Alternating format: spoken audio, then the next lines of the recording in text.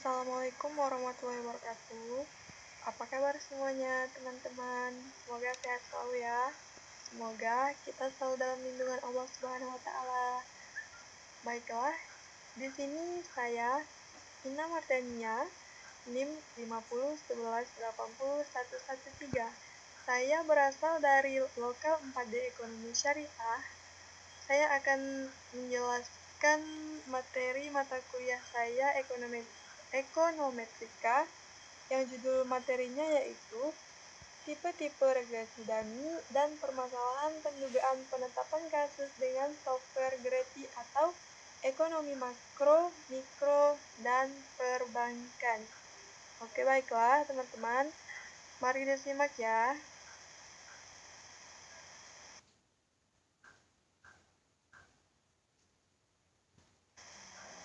Materi yang pertama yaitu saya akan menjelaskan tentang model regresi dummy.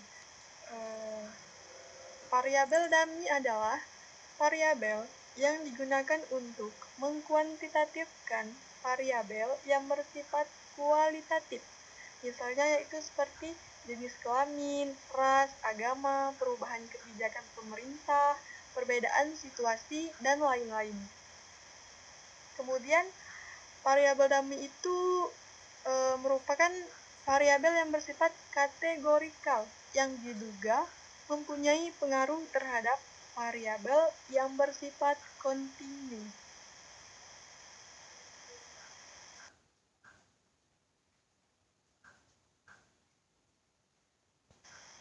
Kemudian variabel dummy sering juga disebut sebagai variabel boneka binary kategorik atau dikotom. Variabel dummy itu memiliki dua nilai, yaitu nilai 1 dan nilai 0. Nilai 1 itu digunakan untuk suatu kategori, misalnya laki-laki, kulit putih, sarjana, dan lain-lain.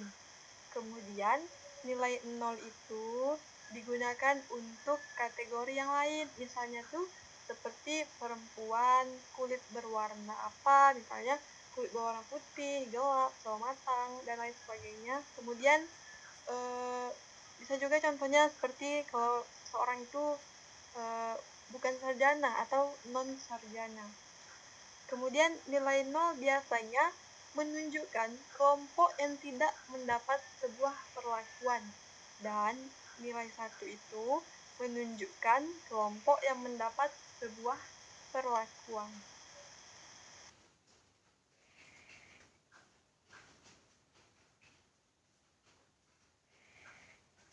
Baiklah, selanjutnya, jika variabel kualitatif terdiri dari dua kategori, maka jumlah variabel dummy yang dibentuk harus sebanyak N dikurangi 1. N itu adalah banyaknya kategori variabel. Misalnya nih, variabel jenis pekerjaan dengan 3 kategori, yaitu pekerjaan kasar, setengah terampil, dan pekerjaan terampil. Maka kategori-kategori tersebut akan dibentuk dalam dua variabel dummy sebagai berikut, yaitu menggunakan alternatif 1 dengan cara contohnya seperti ini, DK1 sama dengan 1 jika kasar, 0 sama dengan jika lainnya. Baiklah, bisa dilihat teman-teman sampai ke bawah. Saya hanya menjelaskan sampai di situ saja. Saya anggap teman-teman bisa memahami dan mengerti penjelasan saya ini.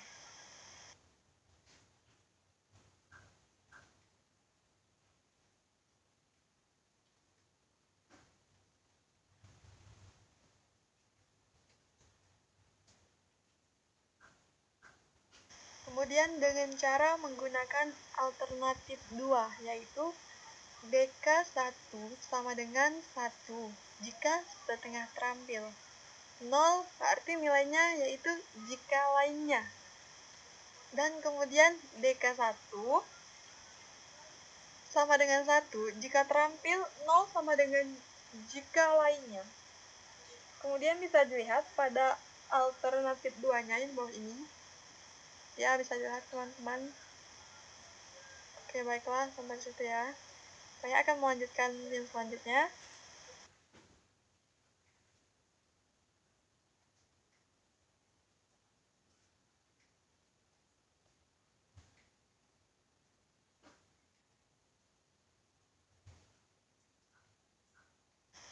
Kemudian kita lanjut bagian B ya, materi baru, yaitu model matematika regresi berganda dengan variabel dummy. Variabel dummy digunakan sebagai upaya untuk melihat bagaimana klasifikasi-klasifikasi dalam sampel berpengaruh terhadap parameter penduga. Variabel dummy juga mencoba membuat kuantifikasi dari variabel kualitatif, yaitu modelnya seperti yang di bawah ini ya teman-teman. Ya, yang ada A, B, C. Nah, ini modelnya.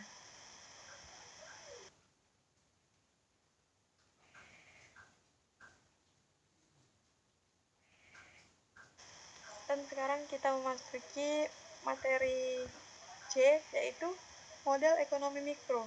Model ekonomi mikro adalah model ekonometrika yang berkaitan dengan fenomena ekonomi mikro. Beberapa model ekonomi mikro yang akan dibahas adalah fungsi produksi, fungsi permintaan, fungsi penawaran, fungsi biaya, fungsi pertumbuhan penduduk, fungsi pendapatan nasional, dan fungsi permintaan uang. Baiklah, di sini saya akan menjelaskan apa itu fungsi produksi. Fungsi produksi adalah fungsi yang menunjukkan hubungan antara output dan input. Output merupakan hasil produksi, sedangkan input dapat berupa material, modal, tenaga kerja, dan lain-lain. Dilihat dari bentuknya, terdapat beberapa fungsi produksi, yaitu model fungsi linier, model fungsi Chop-Dulles, dan model fungsi polinomial. Kemudian saya akan menjelaskan apa itu fungsi permintaan. Fungsi permintaan merupakan fungsi yang menunjukkan hubungan antara harga atau dilambangkan dengan P besar dan banyaknya barang yang diminta yang dilambangkan dengan huruf Q besar. Menurut hukum permintaan, banyaknya barang yang diminta berbanding terbalik dengan harga barang.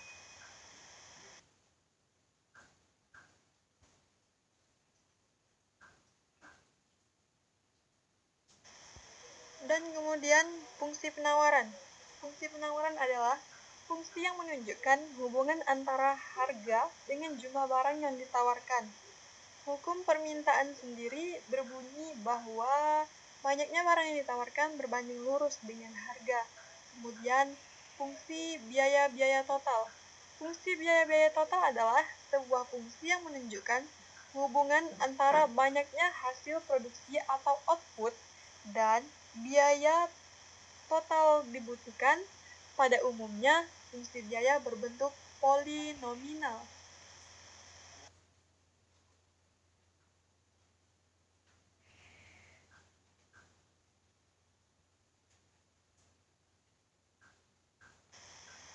Sekarang kita masuk ke materi yang B lagi, yaitu model ekonomi makro. Model ekonomi makro merupakan model ekonometrika yang berkenaan dengan ekonomi makro. Beberapa contoh model ekonomi makro adalah fungsi pendapatan nasional dan jumlah uang yang beredar. Dan saya akan menjelaskan apa itu fungsi pendapatan nasional. Fungsi pendapatan nasional adalah keseluruhan nilai keluaran barang atau jasa yang dihasilkan oleh suatu negara dalam jangka waktu tertentu. Salah satu pendekatan untuk menghitung pendapatan nasional adalah dengan pendekatan pengeluaran. Kemudian selanjutnya yaitu fungsi permintaan uang. Apa yang dimaksud dengan fungsi permintaan uang? Fungsi permintaan uang biasanya disebut pula dengan jumlah uang yang beredar yang dilambangkan dengan huruf M besar. Berdasarkan teori ekonomi, jumlah uang beredar dipengaruhi oleh pendapatan nasional yang dilambangkan oleh huruf I besar dan tingkat suku bunga yang dilambangkan oleh huruf T kecil. Jumlah uang yang beredar berkenaan dengan positif dengan pendapatan nasional, namun berkorelasi negatif dengan tingkat suku bunga.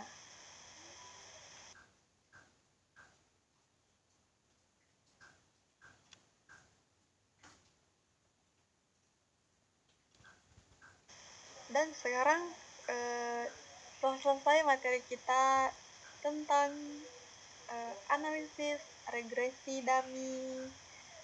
Di sini saya selaku memberi materi secara online ini, saya mohon maaf jika terdapat kesalahan, karena manusia itu memang tempatnya banyak salah dan hilaf.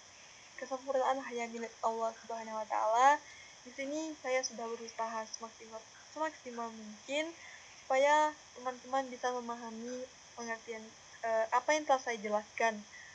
Sekali lagi saya mohon maaf jika terdapat kesalahan dalam metode penjelasan saya. Akhirul kalam, saya mengucapkan banyak-banyak terima kasih. Wassalamualaikum warahmatullahi wabarakatuh.